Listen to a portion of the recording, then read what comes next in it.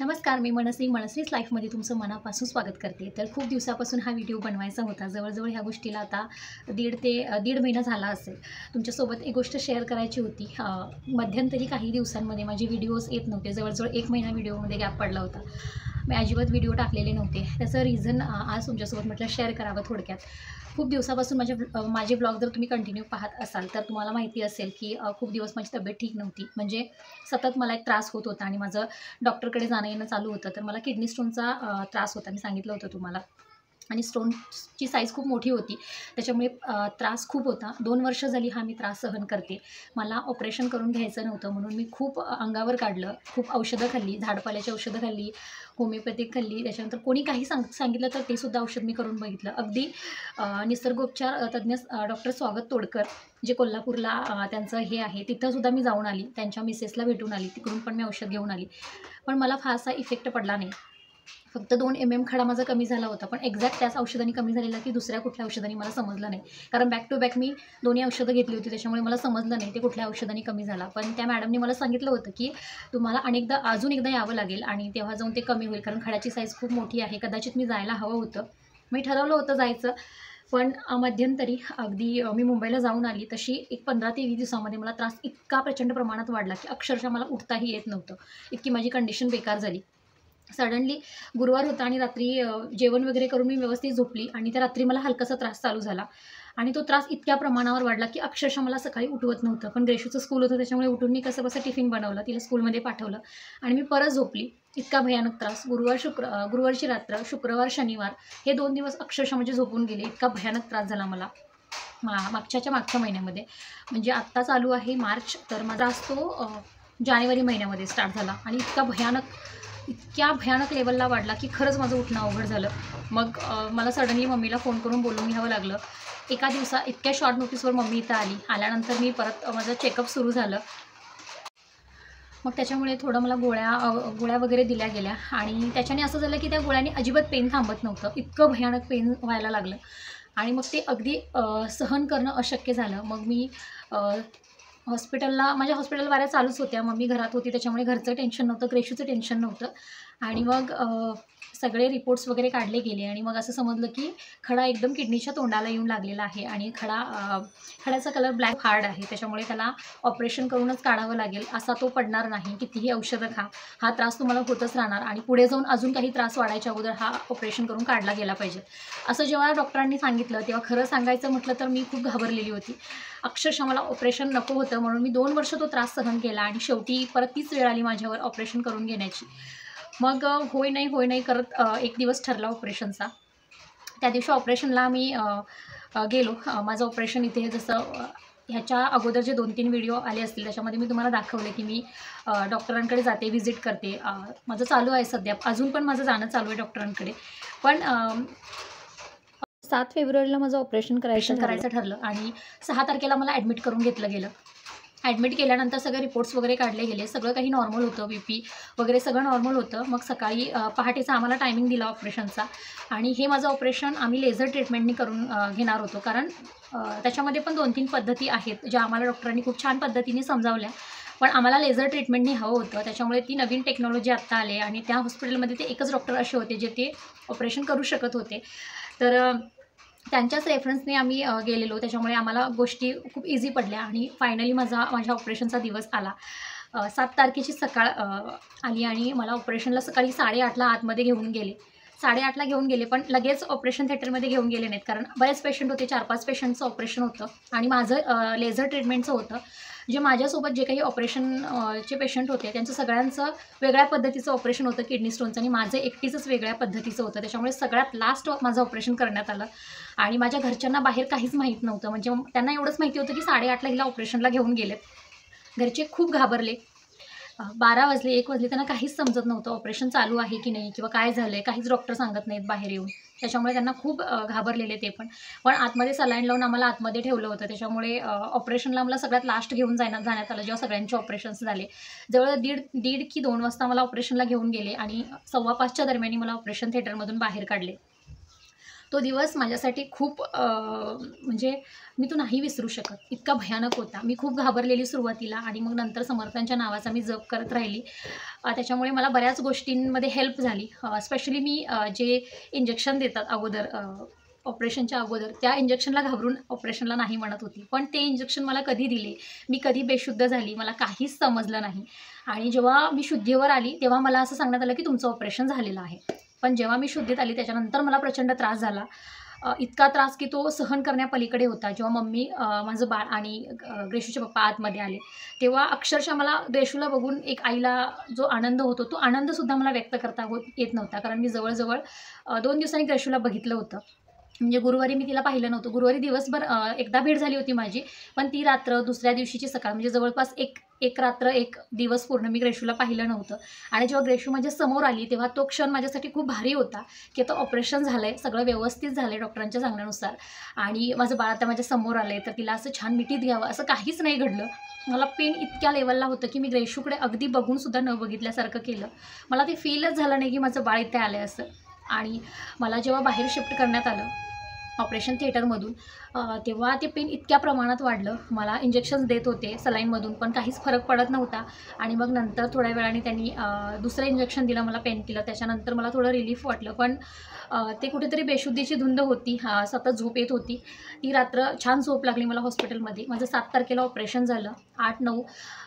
7, 8, 9 हे 3 दिवस मला ऑब्झर्वेशनमध्ये ठेवलं होतं. म्हणजे तसं ठेवायची गरज नव्हती, पण मला पेन होतं त्याच्यामुळे ठेवलं गेलं. नाहीतर शक्यतो लेझर ट्रीटमेंट ज्यांचं होतं त्यांना दुसऱ्या दिवशी सोडलं जातं घरी. पण मला थोडंसं पेन होतं त्याच्यामुळे मला ठेवून घेण्यात आलं. आणि मग 10 तारखेला मला संध्याकाळी 5:30च्या दरम्यान डिस्चार्ज मिळाला आणि मी घरी आली. तर ही झाली ऑपरेशनची गोष्ट. म्हणजे मला असं वाटलं की आता ऑपरेशन झालं आहे तर ठीक आहे, आता आपण ह्या त्रासातून मुक्त होऊ. पण स्टंट घालतात ऑपरेशन झाल्यानंतर पण किडनीमध्ये. तर तो स्टंट सुद्धा दुखतो. म्हणजे जेव्हा काही आपली मूव्हमेंट होते तेव्हा ते असं आखडून पकडल्यासारखं वाटतं की खूप असं दुखतं. आणि ते जोपर्यंत तो आपल्या शरीराशी मॅच होत नाही, म्हणजे त्याची जागा व्यवस्थित तो सेट करून घेत नाही, तोपर्यंत त्रास होतो असं डॉक्टरांचं म्हणणं होतं. आणि जवळजवळ 4 दिवस मला तो त्रास झाला, भयानक त्रास झाला. त्याच्यानंतर थोडं हळूहळू मला बरं वाटायला लागलं. घरी आल्यानंतर मी पूर्ण रेस्ट घेतला. मी घरी आल्यानंतर तुम्हाला दाखवलेलं की इथे बेड ठेवला होता, हे सगळं बाहेर शिफ्ट केलं होतं. ते बेड त्याच्यासाठीच होता. घरामध्ये जे थोडेफार चेंजेस केले होते, जो सिंगल बेड इथं लावला होता तो त्याच्यासाठीच होता. ऑपरेशन झाल्यानंतर मला खाली झोपायला जमत नव्हतं, त्रास होत होता. खालून असं उठताना वगैरे पाठीमध्ये कळ यायची किडनीकडे, कारण तो स्टंट होता त्याच्यामुळे. मग त्याच्यासाठी बेड इथं आम्ही घातलेला. तर ते चेंजेस तुम्हाला त्याच्यामुळे. मी म्हटलं होतं तुम्हाला एक दिवस मी नक्कीच शेअर करेन, तर म्हटलं आज शेअर करूया आपण. आणि 1 महिना पूर्ण रेस्ट, म्हणजे 1 महिन्यानंतर मला तो स्टंट काढायला बोलवले 6 फेब्रुवारीला. तर मम्मी 21 दिवस होती ऑपरेशन झाल्यानंतर, 20 ते 22 दिवस होती इथे. त्याच्या अगोदर मम्मी 15 दिवस आली होती, कारण मम्मी आल्यानंतर पण 15 दिवसांनी माझं ऑपरेशन झालं. त्यामुळे मम्मीला पण जास्त वेळ थांबता आलं नाही. म्हणजे ऑपरेशन झाल्यानंतर 20 ते 22 दिवस मम्मी होती. त्याच्यानंतर शेतातली कामं आली. पप्पा, राधिका वगैरे मुंबईवरून आले कामं करायला शेतातली. स्पेशली पप्पा कामावर सुट्टी घेऊन आलेले, त्याच्यामुळे थांबून शक्य नव्हतं. मग मम्मी म्हटली की 2 दिवसासाठी मी जाते. मग मी 2 दिवसासाठी गेली. पण काम इतकं होतं ते की मम्मी तिकडेच राहिली 8 दिवस. त्याच्यामुळे मी हळूहळू उठून कामं करायला लागली. म्हणजे ऑपरेशन झाल्या अगदी एक 8 ते 10 दिवस मी रेस्ट केला असेल. पूर्ण प्रॉपर बेड रेस्ट घेतला मी. आणि त्याच्यानंतर मी एखाद काम करायची. म्हणजे बसल्या-बसल्या मम्मीला भाजी निवडून देणं, कधीतरी उभं राहून असं झाडू मारणं वगैरे, ही अशी कामं मी करायची. फक्त मी स्वयंपाक केला नव्हता. स्वयंपाकामध्ये फक्त मी कधीतरी डाळ बनवायची, कधीतरी भाजी असं करायची. पण भांडी, कपडे वगैरे मी काहीच केलं नाही. आणि मम्मी जेव्हा गेली त्याच्यानंतर मग मी सगळीच कामं केली. पण थोडं थांबून करत होती कामं, कारण पेन होत होतं मला. 6 तारखेला माझं स्टंट काढण्यात आलं, ज्या दिवशी मम्मी पण आली होती इकडे.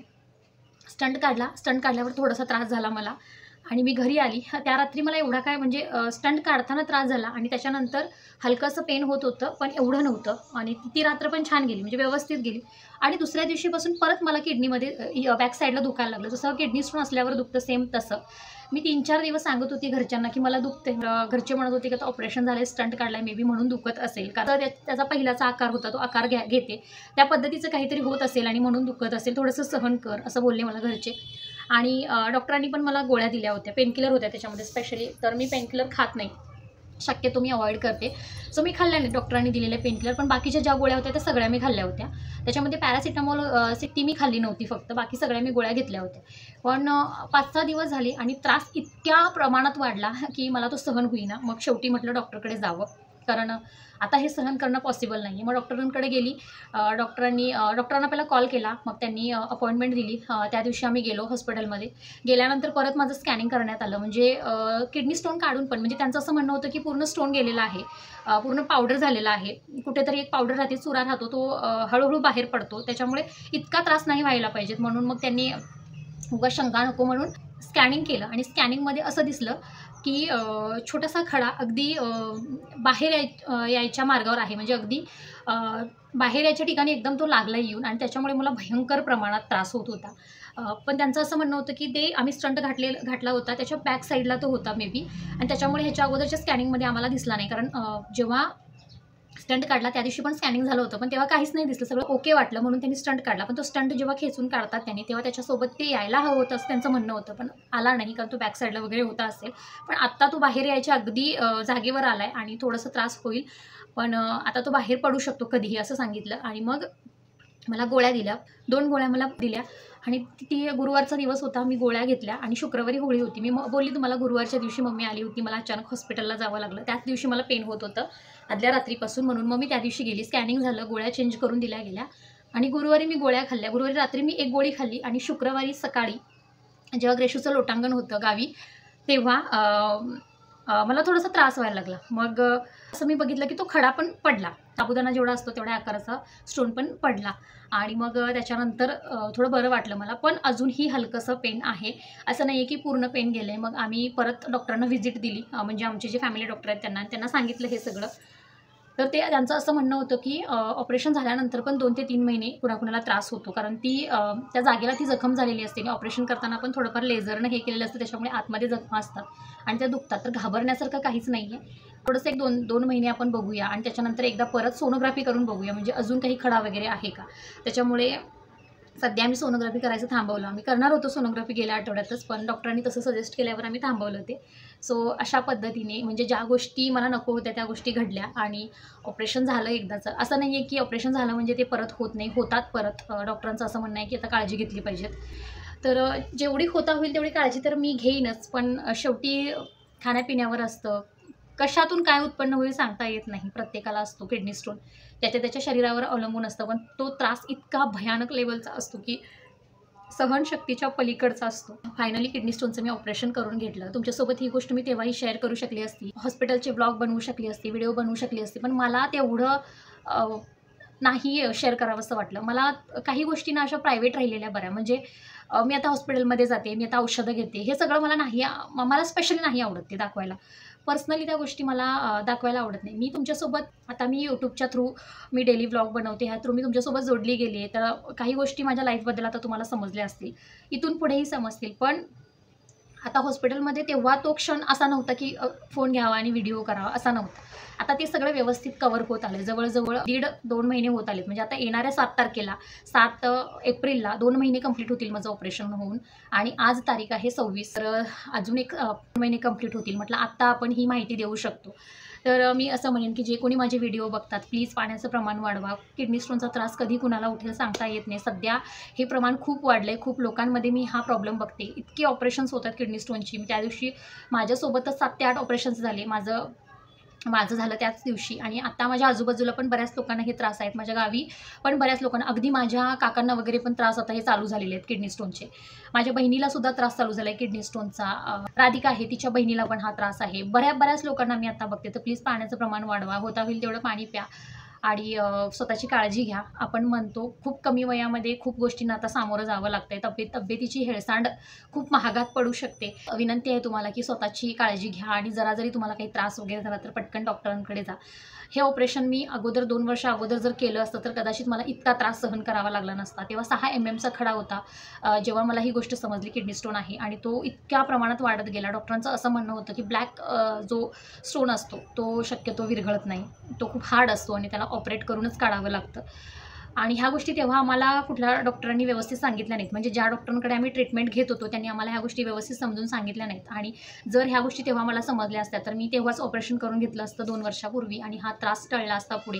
कारण इतक्या भयानक लेवलला मी त्रास सहन केला. अक्षरशः मला उठता बोलता काही येत नव्हतं. इतका त्रास माझ्या ग्रेशूकडे पण दुर्लक्ष झालं, घरात दुर्लक्ष झालं आणि घरातली करती बाई जेव्हा आजारी पडते तेव्हा काय हाल होतात ना, हे घरातल्या प्रत्येक स्त्रीला समजतं की नवऱ्याचे, मुलीचे काय हाल होतात. माझी मम्मी होती, पटकन आली म्हणून ह्या गोष्टी मला खूप इझी पडल्या. बाकीच्या सगळ्या म्हणजे घर मम्मीनी सांभाळलं, त्याच्यामुळे मी व्यवस्थित ऑपरेशनला जाऊ शकली, मला व्यवस्थित रेस्ट मिळाली.